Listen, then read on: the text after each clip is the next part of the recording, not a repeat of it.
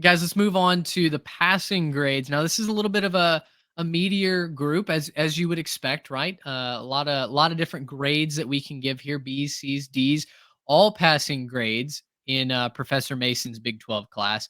And for those on the podcast, we've got Cincinnati, Colorado, Iowa State, Kansas State, Texas Tech, UCF, and Utah. For me, and I'm doing this partly because it's been kind to our channel. Uh, the letter grades for the Colorado Buffaloes, gentlemen, from left to right. Offense, we gave them a D. Now, just a peek in behind the grading scale here in my classroom. Each letter grade represented an increment of 25 teams. So if you had an A for offense, you were in the top 25 teams in offense, et cetera, right? So use that for a frame of reference before you come at us in our comments and say Colorado did amazing things. Colorado finished with a D in offense. We got an F in defense. Didn't even show up for class most days. We did get a B in recruiting, kind of like lunch or PE. Really exhibited some interest there.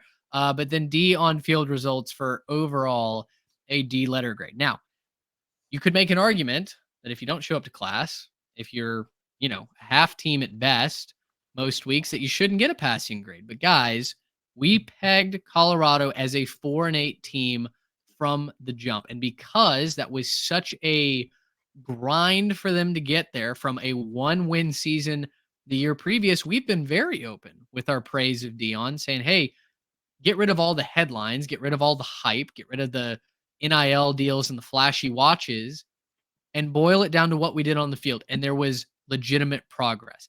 Is that a fair ranking for the Colorado Buffaloes? It's really fair, and I think the problem is if you ask Colorado fans going into the season, like, what their expectations were versus where they are now, most Colorado fans would be earning F for this because they all thought, 100% guaranteed we're going to hit a bowl game, might even challenge for the conference.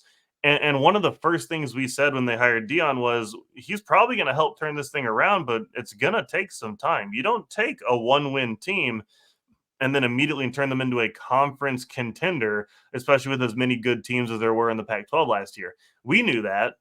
We had no issue with that. Colorado fans had an issue with that. And so we had plenty of angry Colorado fans, questioning why we would ever question the greatness of Deion Sanders. And I said, look, I got no hate for Deion Sanders. I like him as a guy. I think he's a cool guy. I think he gets overblown, and so it can be hard to tolerate him. But he's a good coach. He's going to do a good job with Colorado. You just got to give him some time, Yeah. right? And now that he's switching over to the Big 12 and, Pac 12's done, and you look around, kind of like what I was just saying previously for Arizona's transition, Colorado also gets some favorable transition where you look around this Big 12 conference and you say, who's the big dog, right? Who's the alpha? There's plenty of reasons to doubt plenty of different teams in this conference. And so, for Colorado going into next year, there's some reasons to be excited. But this year, it wasn't it, right? It wasn't the big season. It was a good step in the right direction, but your defense was not very good. You lost some games you really probably shouldn't have. You won a couple games you shouldn't have either. So congratulations, right? You came out the gates. You beat TCU. TCU's probably a better team than them this year, but you beat them. Good job. Congratulations.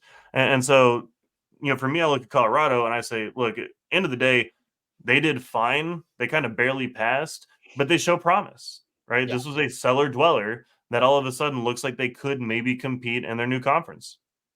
Yeah, they came out spicy and they gave their fans something to care about for the first time in quite a while. And, you know, I wonder how differently we're viewing this season at Colorado if they don't blow the game against Stanford and you just flip one of their one possession losses, right? Like they lost by one possession to USC, to Oregon State, to Arizona, and to Utah. Those are four really good teams, right? And then you don't blow the game against Stanford, you flip one of those, you're in a bowl game.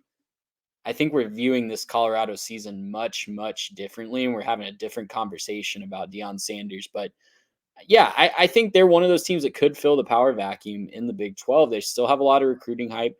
And listen, a lot of that media hype that Deion Sanders gets, 90% of that is not his fault. That's just the media looking for like a big story that's going to get a lot of clicks.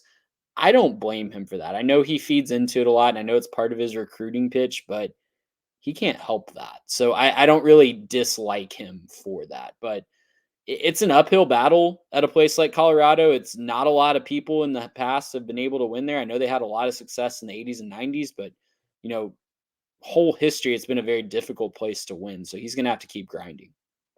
Uh, do have to raise my hand and admit an error in the grading scale. I was getting ready to say I'm shocked that Cincinnati earned an A in offense. I would have thought it would have been the other way around. I was going to call that out on our 33rd I trusted you. in offense, which is still way higher than I expected during the preseason. In fact, I said if the offense when we did the Big 12 breakdown, I said if the offense gives you anything, you're a bowl bound team. Expecting the defense to be their calling card. That was where they had all the talent. They got a D in defense. They were one of the worst teams in the country defensively, but 33rd in offense. So should have been a B. That's my error. Trey, as you look down this slate, pick one of the other teams. Maybe it's Kansas State getting an A+ in offense, but just coming up a little shy, sputtering towards the end of the season. Maybe you have something you want to comment on, on the Red Raiders, a team that you were very, very high on. Take this where you would like. Texas Tech season just got off the rails before it could even start, man. I don't know why they scheduled that game in Laramie, Wyoming, week 1, but they did, and it kind of threw their season off the rails, and the rest is history. But, credit to Joey Mack for still getting to a bowl game when nothing was going right and winning that bowl game against Cal. So he salvaged the season pretty well. It wasn't the high expectations that people like me hoped, but, credit to him for salvaging that season. Mitch, I got to take umbrage with you giving my Iowa State Cyclones a D for their 7-6 season, because I seem to remember you guys clowning me for saying that a bowl game was possible for the Clones, and yet they made the bowl game. They had some margin for error there. They went 7-5 in the regular season, and they lost their starting quarterback and another offensive weapon before the year started because of gambling issues, and yet they still made it to bowl season. How is that a D? Trey, that sounds great and all, but I plead the fifth. I had forgotten about that. You make a good point. Let's have you stay after class, and we can discuss about maybe raising that grade. I think upon further review, a C. I think a C would be fair. We can bump up a letter grade, but hey, that's why you ask, right? There's no harm in asking. That's why that is the number one lesson learned from the teaching profession now is if someone just complains about the grade, you'll probably bump them to a C. just ask nicely. You're putting in some effort. That's 7-6 on the season. Yeah, that's fine. We can give them a C. We can bump them up into the 70s. 6-3 in the Big 12. That was a good. I know they lost to Ohio, but and you called that they were about to go on some sort of run. Garrett and I laughed at you, and then there they are playing in the postseason. So kudos to the Hawkeyes. UCF is the other really interesting team. I think Utah.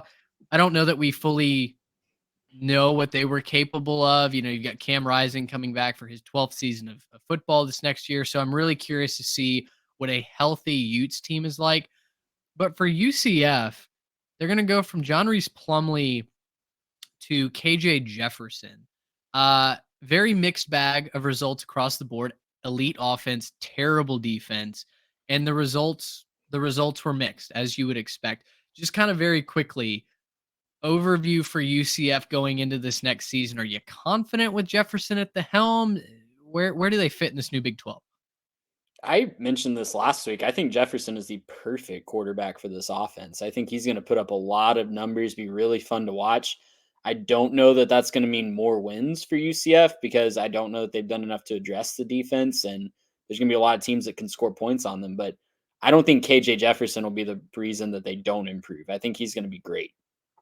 Yeah, I mean, they're going from a quarterback who's a run-first dual-threat quarterback with good arm talent to a quarterback who's a run-first quarterback and has good arm talent. That's just kind of where they're going to. So they're just kind of switching it. The only difference is you're probably losing a little bit of speed but gaining more physicality. So, I guess that's maybe nice and could help you in the red zone or something. Maybe, punch in a couple drives, finish with some more points. But yeah, I think it's the defense for UCF. There's going to be a lot to figure out, and it's just there's too much incompleteness across the Big 12 right now. Kind of like I've said, there's too many teams with too many question marks for me right now to be able to say, oh, they'll definitely compete more next year because of it. I mean, you wouldn't shock me to watch KJ Jefferson just torch the Big 12. That wouldn't necessarily surprise me to watch him go through and lead I mean, they're what, 8th in offense? If they go get a top 5 offense, that's not necessarily shocking to me. I'd need to see where the wins come from, right? I need to see where those wins are going to be. I want to look at the schedule and figure out what these other teams are doing too, because it's going to be a totally new conference next year.